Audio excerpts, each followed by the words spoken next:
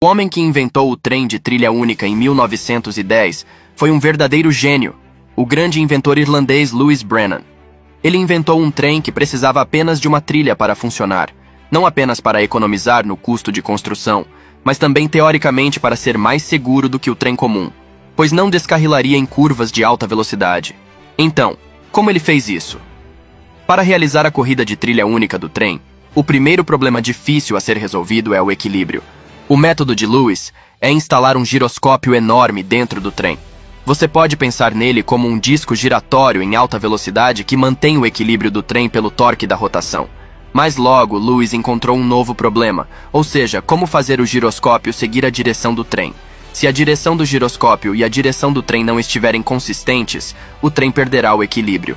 Então, Lewis teve uma ideia genial, ou seja, instalar o giroscópio no trem e em seguida instalá-lo e o primeiro giroscópio girar em sentido contrário e então usá-los engrenados para conectá-los, para que quando o trem virar, os dois giroscópios se restringam mutuamente, mantendo assim o equilíbrio do trem. O método de Lewis foi comprovado no modelo, mas quando ele o usou para construir um verdadeiro monotrilho, ele encontrou novas dificuldades. Descobriu que seus giroscópios eram muito pequenos e sua potência não era suficiente para sustentar um trem pesando dezenas de toneladas.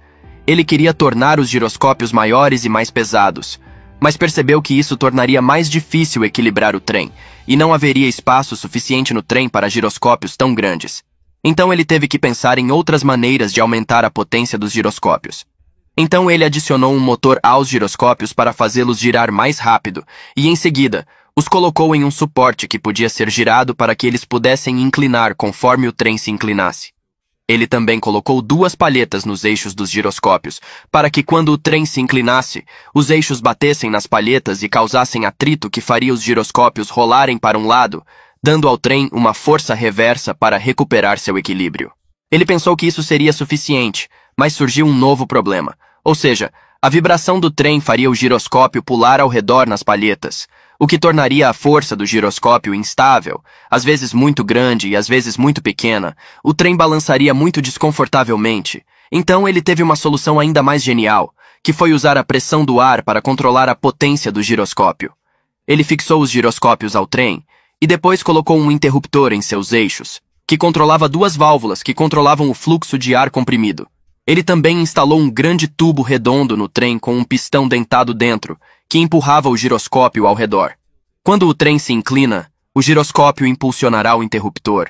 O interruptor fechará uma válvula para abrir outra válvula, para que o ar comprimido passe de um lado para o outro para promover o movimento do pistão. E o pistão empurrará o giroscópio para girar e trazer o trem de volta ao equilíbrio. A vantagem desse método é que ele pode amplificar uma pequena quantidade de ar. O giroscópio é uma ferramenta muito poderosa. Ele pode transformar uma pequena quantidade de pressão em uma enorme força, porque o ar comprimido tem a mesma pressão dentro do tubo. Mas quando chega ao tubo redondo grande, a pressão se torna tão grande que o pistão será forte o suficiente para gerar a força necessária no giroscópio para equilibrar o trem. Felizmente, desta vez o monotrilho de Lewis foi finalmente bem sucedido. Infelizmente, o monotrilho não foi amplamente utilizado. Isso porque o monotrilho era muito complicado para instalar giroscópios em cada carro. Aliado ao fato de que as pessoas na época já estavam acostumadas com trens de dupla trilha, o trem monotrilho foi gradualmente esquecido.